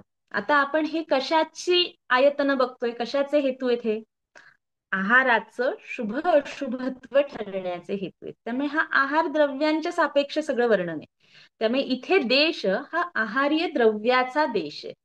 मग आहार्य द्रव्याचा देश म्हणजे जिथे ते उत्पन्न झालं आणि जिथे तो प्रसार, जिथे त्याचं ट्रान्सपोर्ट झालेलं आहे, जिथे ते वापरलं जात आहे, या दृष्टीने ते त्या देशासाठी सात्म्य, जिथे जिथे उत्पन्न झालेलं आहे आणि जिथे जिथे ते वापरलं जातं त्या दृष्टीने ते हितकर होईल का अहितकर होईल त्या त्या प्रांतामध्ये, हे देशसात्म्य म्हणून विचार केला. उदाहरणं पाहतो आहोत. जसं की आपल्याला माहिती आहे कांजी सारखी संधानं ही सामुद्र प्रांतामध्ये, म्हणजे समुद्र जिथे जवळ आहे तिथे धान्याम्ल हे नित्य प्रशस्त सांगितलेले. कारण तिथे इतकी क्लिन्नता असते की तुम्हाला स्रोतस विमल राहण्यासाठी आणि त्या अग्नी मंद होऊ नये म्हणून अशा समुद्र जल जवळ असलेल्या समुद्र प्रांत अनुपदेशांमध्ये तुम्हाला कांजी ही अग्निरक्षण आणि स्रोतविमलतेसाठी गरजेची आहे. ती जर देशावर आणि उष्ण प्रदेशामध्ये जिथे सहज रक्तामध्ये विदग्धता येते, अन्नामध्ये विदग्धता येते, अशा प्रदेशांमध्ये जर कांजी किंवा कुठल्याही प्रकारची संधान अधिक सेवन करायला लागलो तर काय होईल? जी गोष्ट आंबवलेल्या पदार्थाची, जी गोष्ट पनीरची आहे, जी जी एकेका प्रांतामध्ये काहीतरी विशिष्ट हेतूनी असणारी आहार कल्पना आज त्याचा काही विधिनिषेध न बाळगता कुठल्याही प्रांतात आणि कितीही प्रमाणात सेवन केली जायला लागलीये. हे देश असात्म्य होत चाललेल्या गोष्टी आहेत सगळे. तर ह्या देशजात्म्याचाही विचार तुम्हाला पुष्कळ करता येईल. विशेषतः जे आपल्याकडे उत्पन्नच होत नाही अशा प्रकारच्या गोष्टी, आज ट्रान्सपोर्टची व्यवस्था म्हणून फळं असू देत, भाज्या असू देत, परदेशी स्वरूपाच्या अन्न, ही गोष्ट ही या देशसात्म्यामध्ये आहे. आणि जे आपल्या प्रांतामध्ये उत्पन्न होतं आणि त्याचे प्रशस्त गुणांसह सहज उत्पन्न होतं या क्लायमेटला, या जमिनीला, वेगळे स्पेशल एफर्ट्स न घेता, ते आपल्या देशासाठी सात्म्य गोष्टी आहेत. ते पहिलं समजून घ्यायला पाहिजे. कालो ही नित्यगः अवस्थिकश्च. काळ दोन प्रकारचा आहे, नित्यग काळ आणि अवस्थिक काळ. तत्र अवस्थिकाः विकारम अपेक्षते, नित्यगस्तु ऋतुसात्म्यापेक्षः. नित्यग कालाच्या दृष्टीने हितत्व समजून घ्यायचं. म्हणजे काय करायचं? नित्यग कालामध्ये सगळं आलं. दधी हे प्रातःकाली प्रशस्त आहे आणि रात्री ते अप्रशस्त आहे, हेही नित्यग कालाचंच उदाहरण आहे. दधी हे उष्ण ऋतूमध्ये अप्रशस्त आहे आणि शीत आणि वर्षा ऋतूमध्ये प्रशस्त आहे, हेही नित्यग कालाचंच उदाहरण आहे. नवीन अन्न शीत ऋतूमध्ये सेवन करावं आणि वर्षा ऋतूमध्ये त्याग करावा, हे ऋतुसात्म्याचंच उदाहरण आहे. असंच कुठल्या काळामध्ये कुठला स्नेह वापरावा, कुठल्या काळामध्ये कुठले रस वापरावेत, कुठल्या गुणांचा प्रकर्ष असावा, हे सगळं ऋतुसात्म्याच्या विचारातून येतं.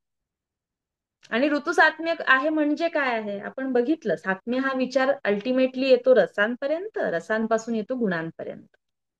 सो ऋतूनुसार सृष्टीमध्ये आणि सृष्टीचा भाग म्हणून या देहामध्ये जे स्वाभाविकपणे त्या काळाचा परिणाम म्हणून जे गुणांतराधान होत असतं, तुम्हाला साम्य प्रस्थापित करण्यासाठी त्याच्या काउंटर गुणांचा प्रयोग करायला लागतो.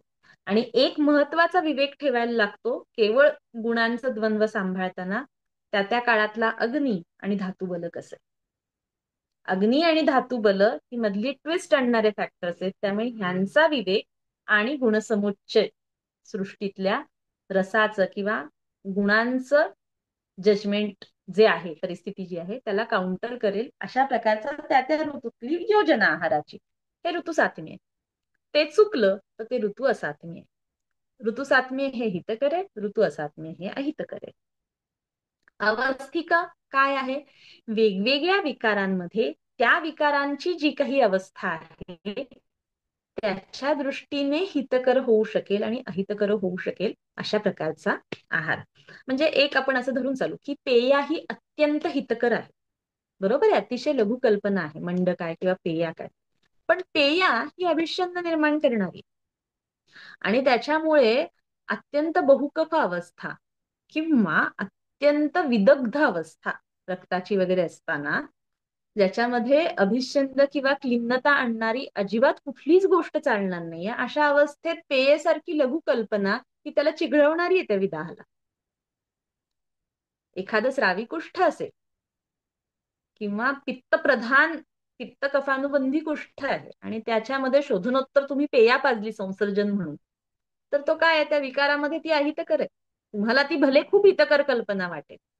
तर अशा पद्धतीने त्या त्या विकाराच्या अवस्थेनुसार किंवा विकाराच्या स्वभावानुसार जे हिताहितत्व बदलतं त्याचाही कॉग्निजन्स आपण घ्यायला पाहिजे. जसं साधी गोष्ट आहे, स्नेहसाध्य व्याधी आहे पण सामता आहे, तर तो विकाराची अवस्था नाहीये की तुम्ही स्नेहाचा प्रयोग करावा. तुम्हाला पाचन केल्याशिवाय, पाचन केल्याशिवाय मिनिमम स्नेह प्रयोग करता येणार नाही. तर ही सगळे विकाराच्या अवस्था लक्षात घेऊन हितत्व आणि अहितत्व लक्षात घेणं, हे म्हणजे कालाचा विचार झाला. उपयोग संस्था तो उपयोग नियम. हा उपयोग संस्था म्हणजे उपयोग नियम, आहाराचा उपयोग कसा करावा याचे नियम.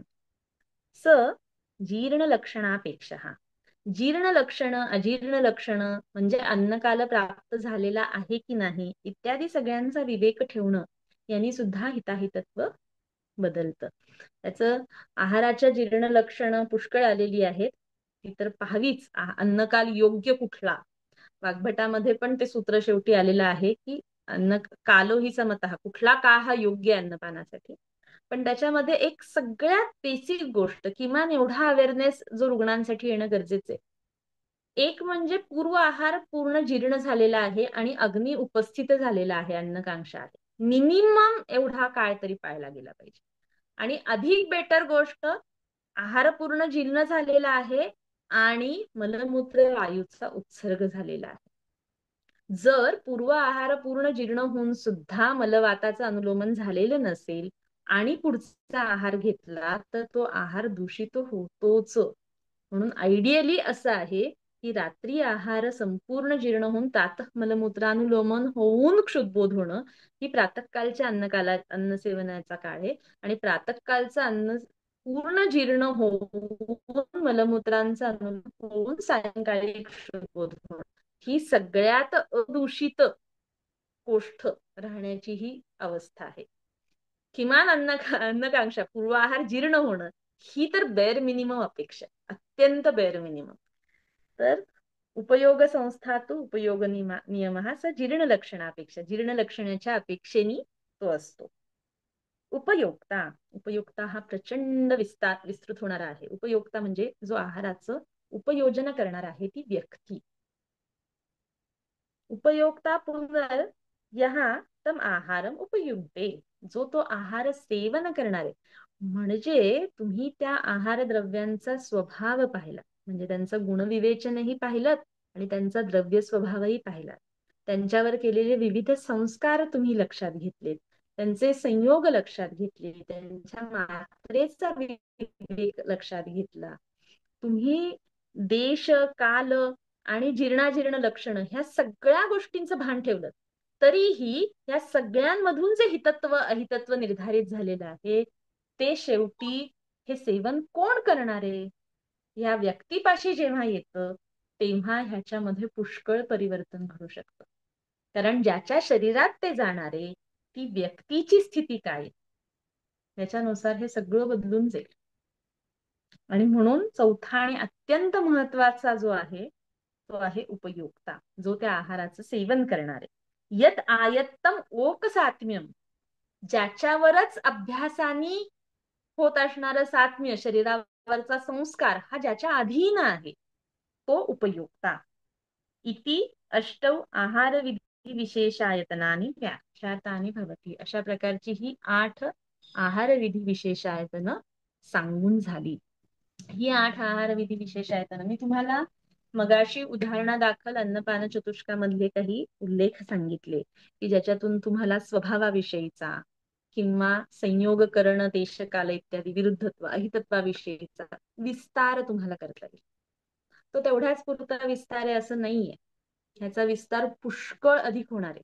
विशेषतः याच्यातला उपयोक्त्यानुसार होणारा विस्तार हा तर तुम्हाला अनेक म्हणजे व्याधींच्या मध्ये आलेलं पथ्य हा सुद्धा व्याधीचा काल, काल या अर्थाने सुद्धा, आणि उपयोक्ता कारण त्याच्या शरीरातली ती दोषस्थिती, त्याच्या शरीरातल्या बहुदोषत्व, अल्पदोषत्व, मंददोषत्व, सामता, निरामता, अग्नीचं बल, त्याचं धातू बल, त्याच्या रोगमार्ग, या त्याच्या शरीरामधले गुण, या सगळ्याचा विचार म्हणजे तो विकार जो आहे तो सुद्धा काल आणि उपयुक्ता याच्याशी संबंधित हे सगळं व्हेरिएशन येणार आहे. तर याचा विस्तार तुम्हाला ग्रंथात भरपूर सापडणार आहे. जिथे जिथे आहाराचं हितत्व अहितत्व, पथ्य आणि वर्ज्य काय आहे हे येणार आहे, तिथे हे कुठे ना कुठे लागू झालेले तुम्हाला सापडतील. त्याच्यातला एक बहुवक्तव्य मोठा विस्तार होणारा भाग आहे राशी, आहाराची मात्रा. तुम्ही सर्व प्रकारे हिताहितत्व पाहिलं तरी सुद्धा एकूण तो पदार्थ प्रमाणात घेतलाय का अप्रमाणात घेतलाय, प्रमाणाच्या बाहेर घेतलाय, यांनी सगळं गणित बदलू शकतं. जसं एका द्रव्याचे जो स्वभाव आहे त्याच्यातला जो स्वभावापैकी जो लॉजिकच्या पलीकडचा आहे तो आपण प्रभावाने किंवा स्वभावाने जाणणार, आणि जो लॉजिकल परव्ह्यू मधला आहे त्याच्यासाठी आपण त्याचा गुणसमुच्चय पाहणार. आणि त्या गुणसमुच्चयापैकी रस, वीर्य, विपाक, गुण याच्यामधला रस हा सगळ्यात विस्तृत प्रकरण आहे. म्हणून द्रव्यादी विज्ञानीमध्ये जरी द्रव्याची सगळ्या गुणांचं धर्मपंचकाचं कथन असलं तरी एवढा बहुवक्तव्य रस हा विशेष प्रकरण तिथे मावणारच नाही, म्हणून त्याच्यासाठी एक स्वतंत्र अध्याय केला. दोष धातू मल यांच्यानीच देह बनलेला आहे आणि ह्याच तिघांना जाणायचे सतत असं असलं तरी दोषांचा जाणण्याचा विस्तार, दोषांचा विस्तार हा बहुप्रपंच बहुवक्तव्य असलेला विषय आहे. म्हणून त्यासाठी दोषादी विज्ञानी नंतर दोषभेदी हा स्वतंत्र अध्याय केला. या अष्टवहार विधी विशेष आयतनांपैकी राशी किंवा मात्रा हा असाच अत्यंतिक महत्वाचा विषय आहे. म्हणून या केवळ राशीला घेऊन पुढे त्रिविध कुक्षीय हा स्वतंत्र अध्याय केलेला आहे. हा इतका महत्वाचा विषय आहे की स्वस्थ वृत्ताचा जो आरंभ आहे, स्वस्थ चतुष्काचा जो पहिला अध्याय तो मात्राशितीय, त्या मात्राशितीयचं पहिलं सूत्र आहे मात्राशी स्यात्. मात्राशी स्यात् म्हणजे मात्राशी म्हणजे जो मात्रेत सेवन करतो अशी व्यक्ती, त्या व्यक्तीचं विशेषण आहे. मी याविषयी मला त्याची ग्रॅव्हिटी काय आहे हे नेहमी त्याच्यातून असं जाणावं की मात्रेत खावं असं पण सांगता आलं असतं, मात्रेत खाणारा असावं असं त्याचं विशेषण करून टाकलंय मात्राशी शब्दाने. कारण विशेषण कुणाला लागतं, विशेष्याला जेव्हा तो त्याचा धर्म होऊन जातो, तो नित्य जेव्हा त्या स्वभावाचा असतो तेव्हा त्याचं ते विशेषण होतं. तर मात्राशी स्यात् म्हणजे जी व्यक्ती नित्य मात्रेमध्ये योग्य मात्रेतच सेवन करते ती मात्राशी. व्यक्तीने कसं असावं, मात्रेत खाणारं असावं. इतकं मात्रेचं महत्व खूप जास्त. आणि या मात्रेचं इतकं महत्व जास्त काय, कारण या आहाराचा आपण सगळं या रसविमानामध्ये आपण जे बघतोय की सम्यक उपयोजन जर रसांचं केलं तर शरीराचं यापन होणार आहे, असम्यक झालं तर दोषप्रकोप होणार आहे, बरोबर आहे. तर सम्यक प्रयोग म्हणजे हितकर स्वभावाचा स्वरूपात प्रयोग होण्यासाठी काय काय विशेष लक्षात घ्यायचे या रसविषयी किंवा रसप्रभाव आणि द्रव्य प्रभावाविषयी, यासाठी त्या हितत्व अहितत्वाच्या सगळ्या बाजूनी सखोल चर्चा या अष्टव आहार विधी विशेषायतनांपर्यंत आलेली आहे. हे सगळं हितत्व अहितत्व ह्याला ट्विस्ट देणारा फॅक्टर आहे अग्नी. हे सगळं प्रत्ययाला येऊ शकेल, तुम्ही कितीही सम्यक तऱ्हेने रसांचं उपयोजन करा, शरीराला त्याचं शुभ फल तेव्हाच प्रत्ययाला येऊ शकेल जर त्या आहाराचं सम्यक परिणमन अग्नी करू शकला तर. हित आहार अनपवाद लक्षणामध्ये सांगितलंय की जो समशरीर धातूंचं जनन करतो किंवा त्यांना प्रकृतीमध्ये स्थित करतो, अशा प्रकारेच देहधातूंचं जनन करतो. हे कधी करू शकेल?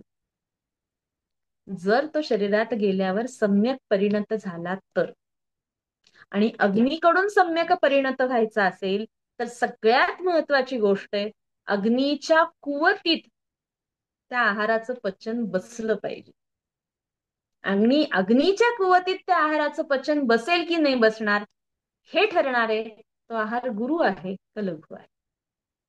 आणि हे गुरुत्व आणि लघुत्व हे केवळ त्याची मात्रा डिफाईन, सॉरी त्याचं गुरुवादी गुण, शारीरिक गुण डिफाईन करत नाहीत, त्याची मात्रा सुद्धा डिफाईन करते. त्याची मात्रा हे डिफाईन करते हे तुम्हाला त्याचं एक आणखीन एक आपण उदाहरण बघू.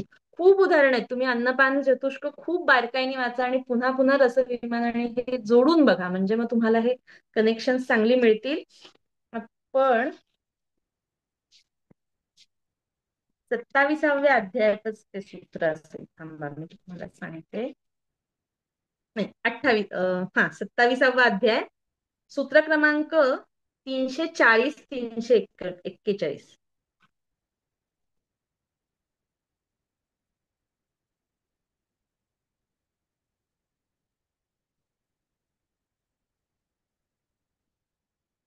आणि त्याच्या आधी ना 331वं सूत्र पण बघा तुम्ही, ते खूप महत्वाचं आहे. सगळीकडे आपल्याला विस्ताराने जेवढं कथन करता येतं त्या विस्ताराला मर्यादा आहे, म्हणून सगळीकडे तत्वांच्या स्वरूपामध्ये निर्देश केला जातो की ही तत्व समजून घ्या आणि आलेल्या अपरिसंख्य गोष्टींचा तुम्ही स्वतःच्या बुद्धीने त्याचं गुणांचा अनुमान किंवा प्रभावाचा अनुमान किंवा हितत्व हितत्वाचा अनुमान लक्षात घ्या.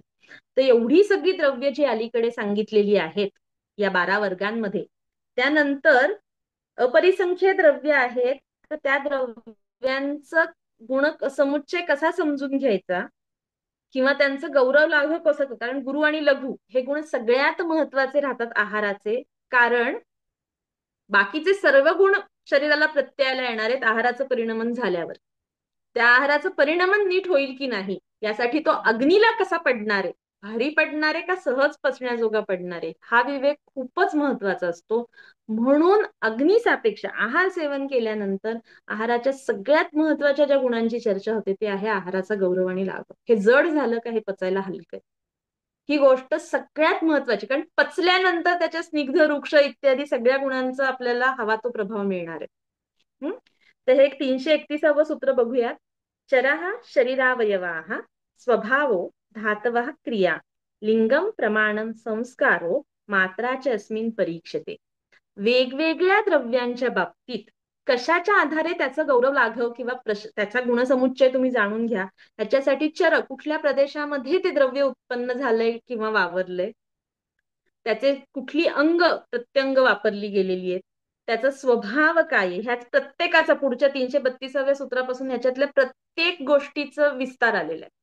तर तुम्ही वाचा, म्हणजे तुम्हाला कळेल की त्याचं गुण जाणण्यासाठी इतक्या प्रकारचे क्रायटेरिया त्याचे लक्षात घ्यायचे. आणि त्यातलं 340-41वं सूत्र बघू, जे आत्ता आपल्याशी संबंधित आहे, की अल्पादाने गुरुणांच लघुनांच अतिसेवने.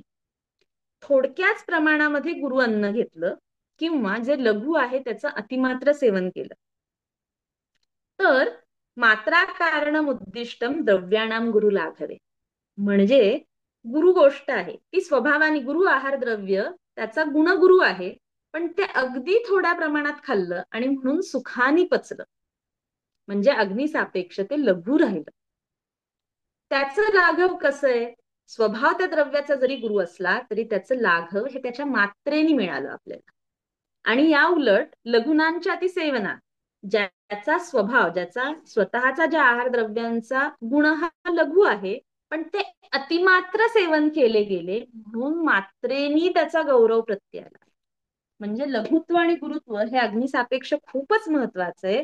ते त्या द्रव्यांच्या स्वाभाविक गुरु आणि लघु गुणांच्या पलीकडे जाऊन मात्रेने पण डिफाईन होतं.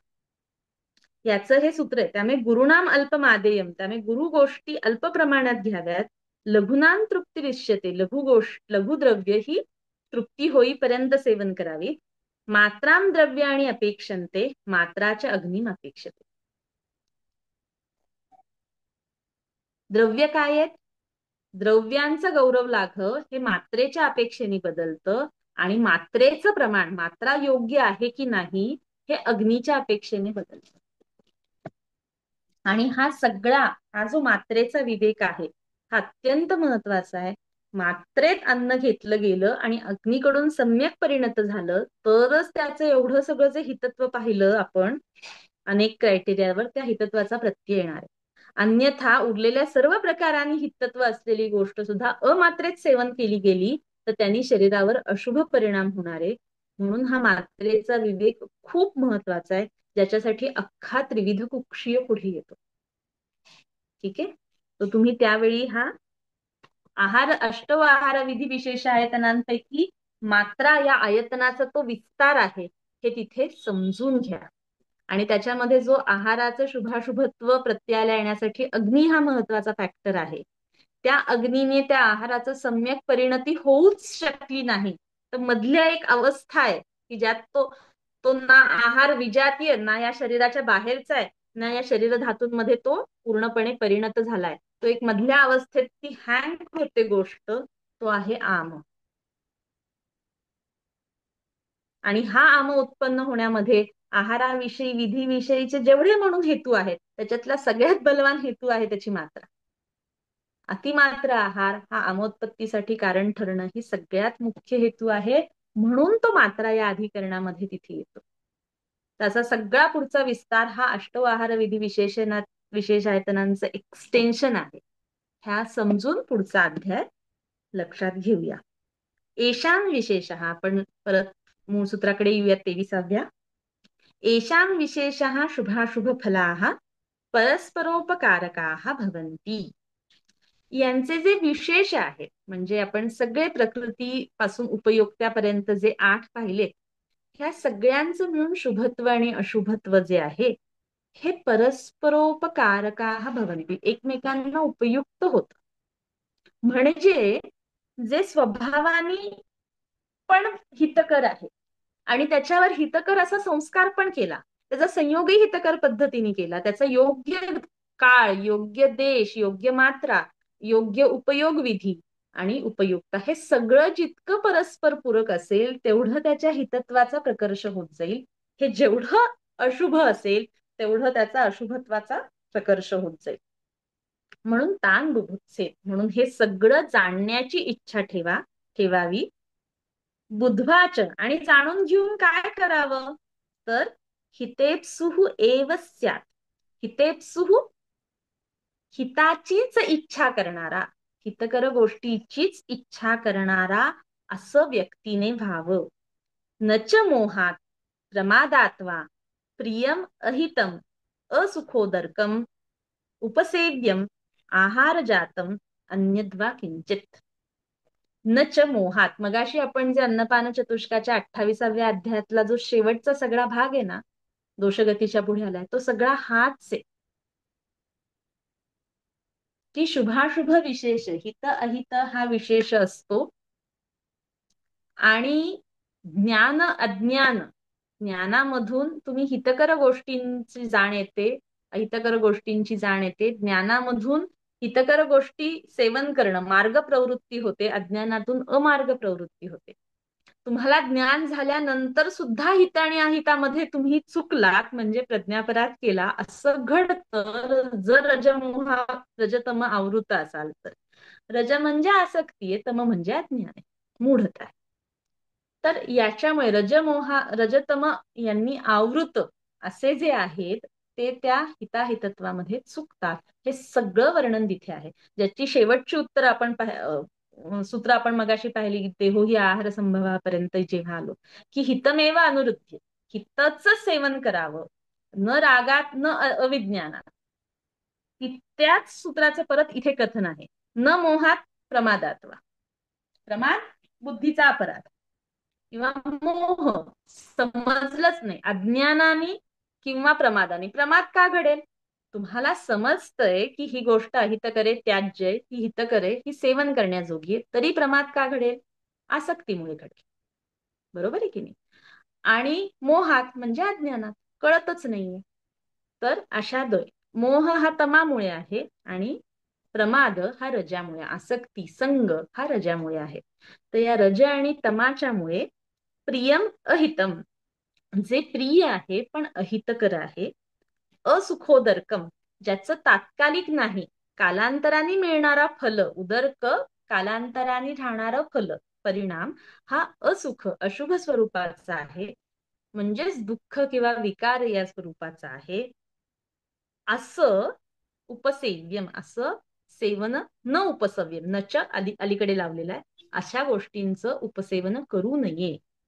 कशा कशाचं? आहार जातम, कुठल्याही आहार्य पदार्थांचं, अन्यद्वा किंचित, किंवा आहारच कशाला, अन्य कुठल्याही विषयांच्या बाबतीत जर तो प्रिय आहे पण अहित किंवा असुखोदरक आहे, तर त्याचं सेवन मोहाने किंवा प्रमादाने करू नये. तत्र इदम आहार विधी विधानम अरोगाणाम आतुराणांचापि केषांचित काले प्रकृत्या एव हिततमं भुञ्जानानां भवति. उष्णं स्निग्धं मात्रावत् जीर्णे वीर्याविरुद्धम् इष्टे देशे इष्टसर्वोपकरणं नातिद्रुतं नातिविलम्बितम् अजल्पन् अहसन् तन्मना भुञ्जीत. आत्मानं अभिसमीक्ष्य सम्यक. इथे आपण आज थांबूया. उरलेलं प्रकरण आपण शुक्रवारी घेऊया. ठीक आहे. माझी सगळ्यांना एक रिक्वेस्ट आहे की किमान अन्नपान चतुष्कामधली वेगवेगळी प्रकरणं बघा. अन्नपान चतुष्काचं हे एक्सटेन्शन आहे. हा रसविमान हा अन्नपान चतुष्काच्या सगळ्या मंथनातून निघालेलं नवनीत किंवा सार आहे. तर हे सारं कशातून उद्भवलेलं आहे, त्याचा विस्तार काय सगळा आधीचा, हे अन्नपान चतुष्क ची प्रकरणं जरूर बघा. त्याच्यातला विशेष करून हितत्व अहितत्व कुठल्या कुठल्या वेगवेगळ्या पद्धतीने त्या अध्यायामध्ये सांगितलेलं आहे, त्या चारही अध्यायांमध्ये, हे बघा. म्हणजे रसविमानाचं महत्व किंवा त्याची व्याप्ती, त्याचं प्रॅक्टिकल ऍप्लिकेशन या एंडला आपण पोहोचू शकू. ठीक आहे. ओके. चालेल. धन्यवाद. परवा शुक्रवारी 9 वाजता रात्री भेटूया. Thank you madam. अच्छा.